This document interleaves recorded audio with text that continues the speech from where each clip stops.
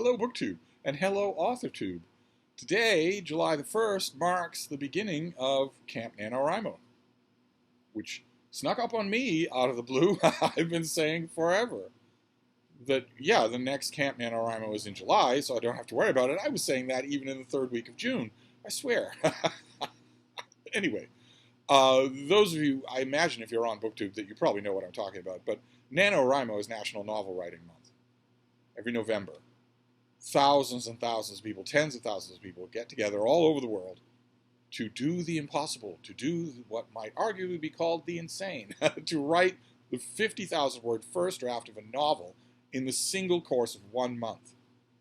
And a month that's usually pretty busy for lots of people, November.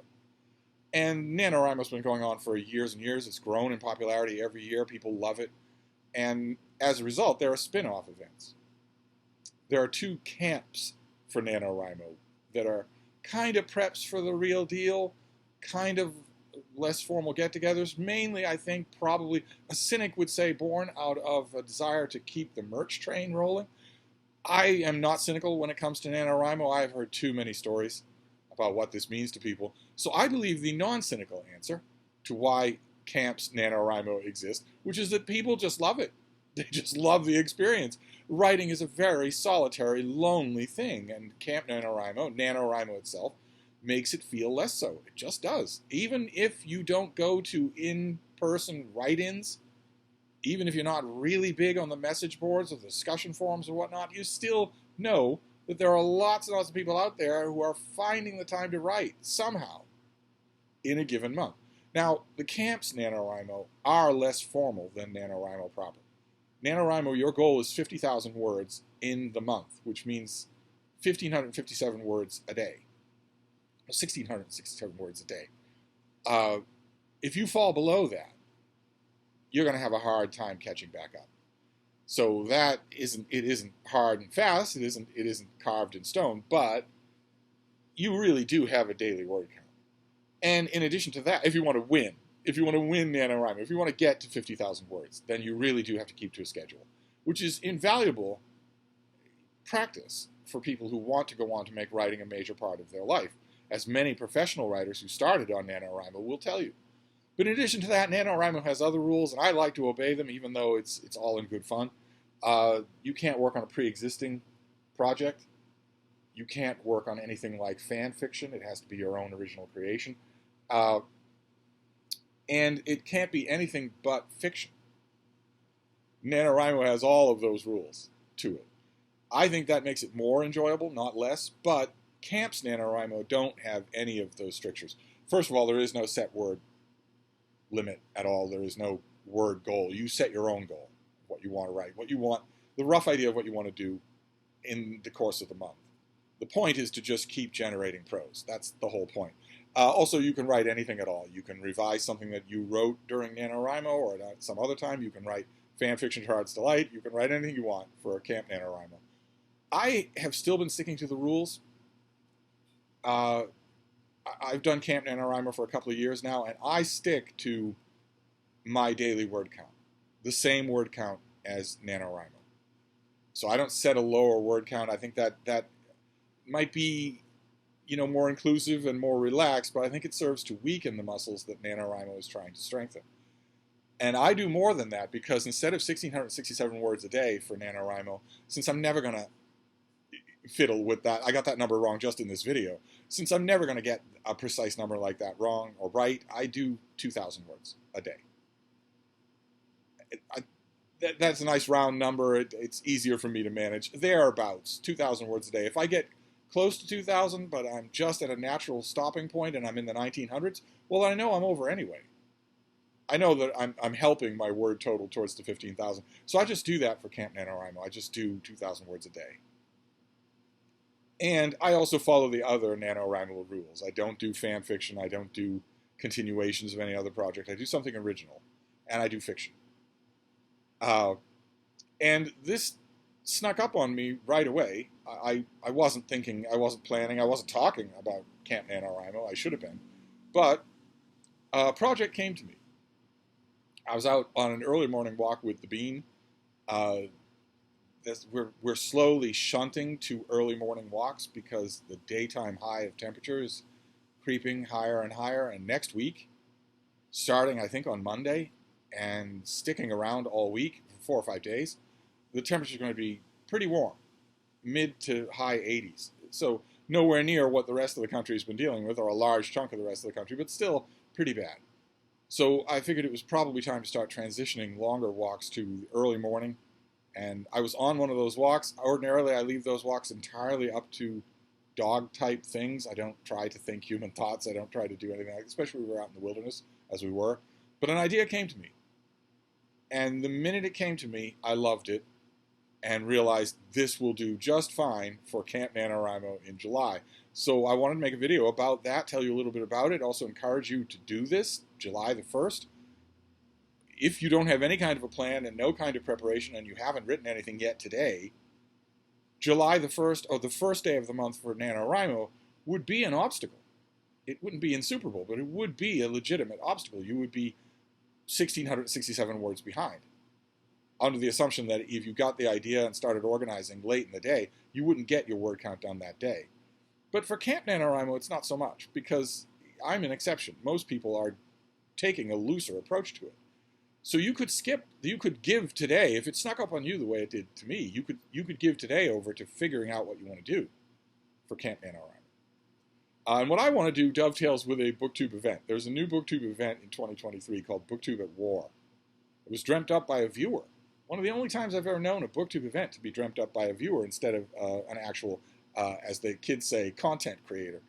DDB came up with an idea of an event that celebrates military fiction, military nonfiction, a book that doesn't so much celebrate but concentrates on that kind of reading.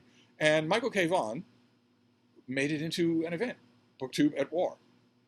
And I love it, of course. I've been reading this sort of stuff forever.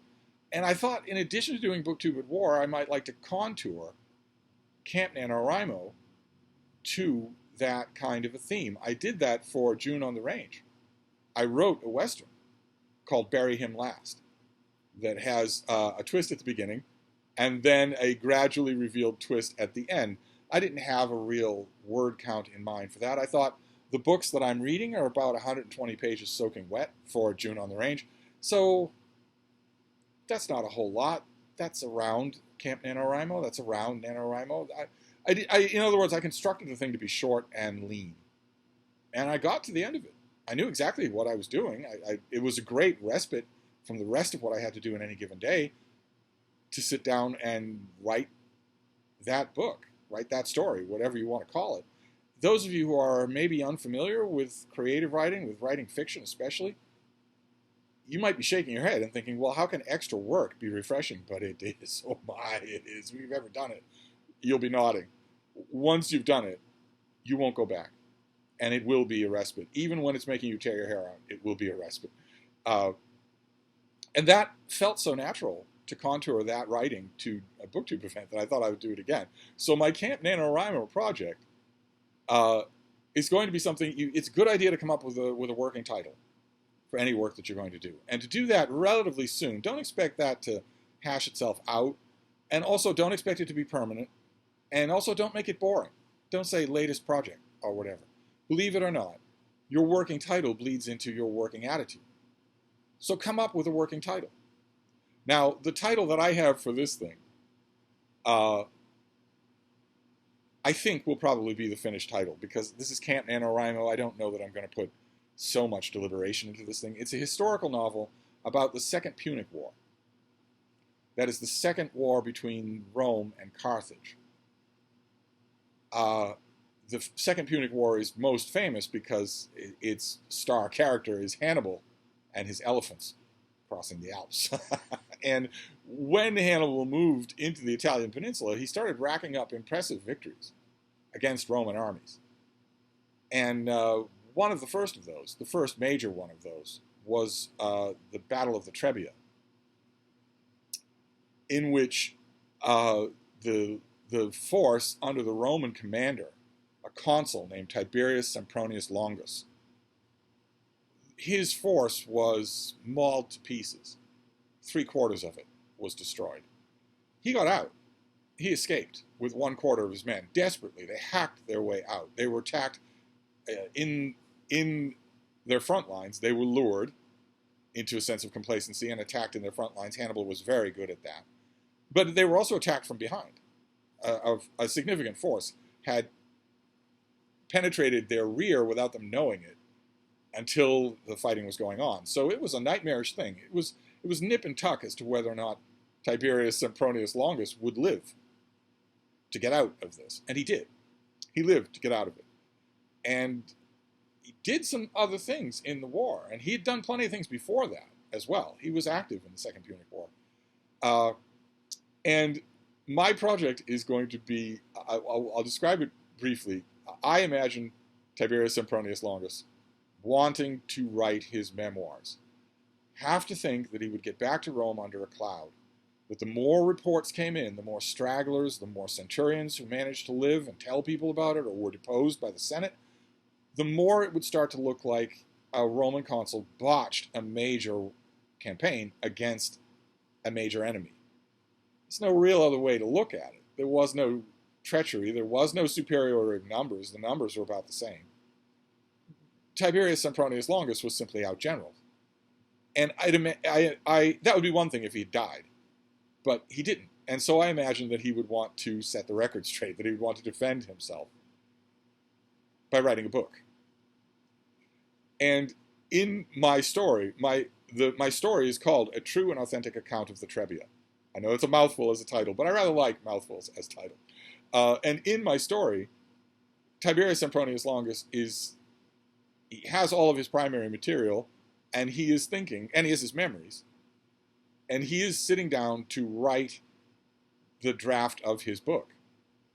He doesn't want to trust it to dictating it to slaves. He knows how tongues wag in Rome, and he knows that there is already a lot of gossip about himself. So he sits down to do it himself, to write his story,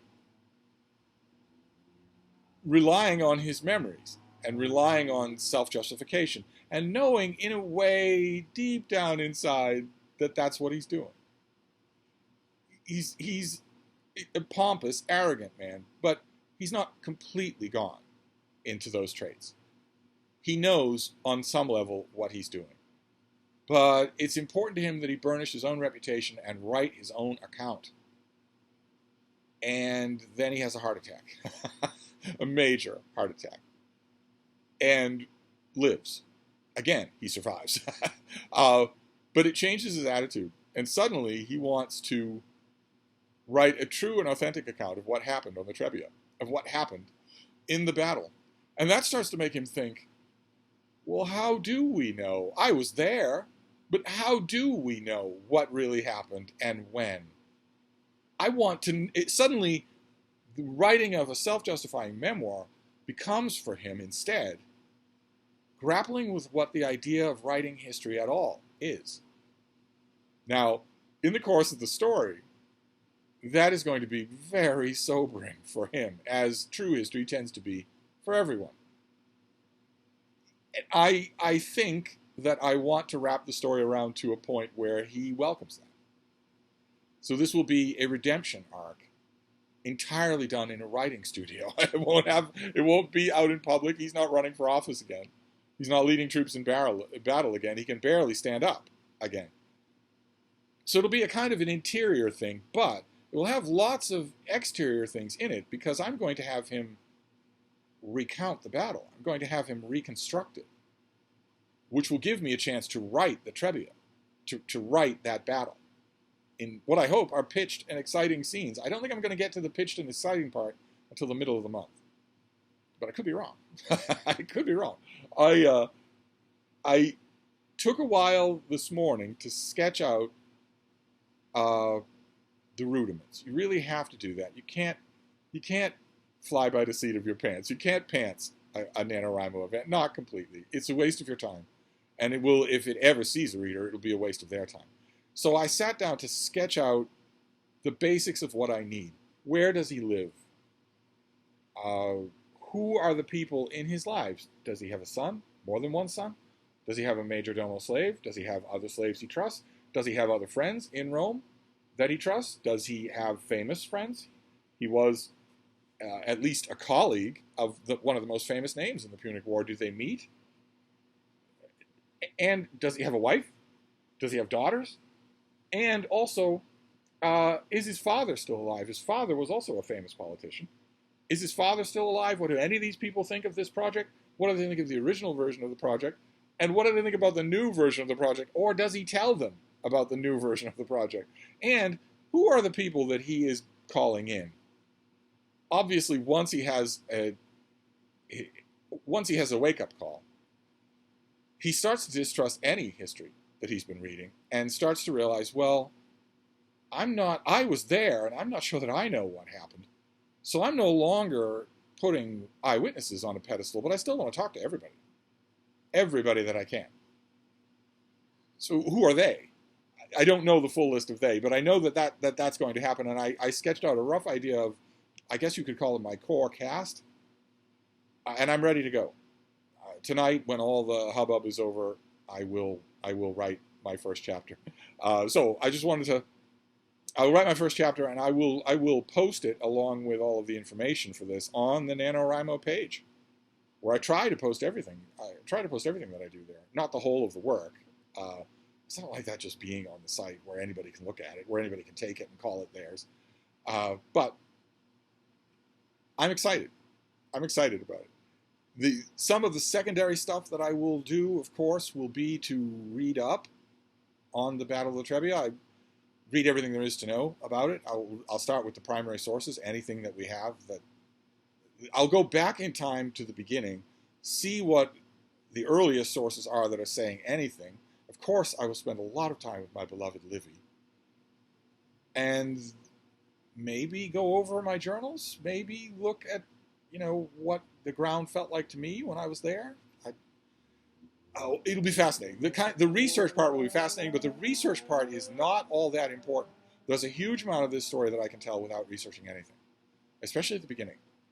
So I'm going to do that. So anyway, just wanted to make it was meant to be a 5-minute video, but an AuthorTube video. I'm telling you about what I'm doing for Camp NaNoWriMo in July, and I'm wondering what you're doing. Are you doing anything for Camp NaNoWriMo? If so, I would love to know. And if not, well, to quote the 4th best Starfleet captain, make it so. Anyway, I'm going to wrap this up for now. More updates to come. I will see you soon. Thank you.